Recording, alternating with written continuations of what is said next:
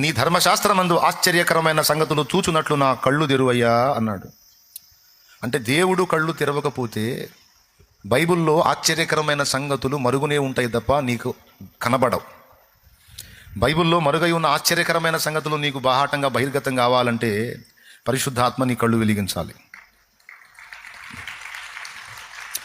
దేవుడే నీ హృదయాన్ని తెరవాలి, మనోనేత్రాలు విప్పాలి. లూకా 24లో అంటాడు, ఆయన మనతో మాటలాడుచుండగా మన హృదయము మనలో మండలేదా?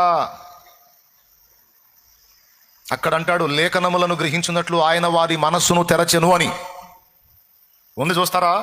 చూసి అండర్లైన్ చేస్తారా? భలే మాట అది.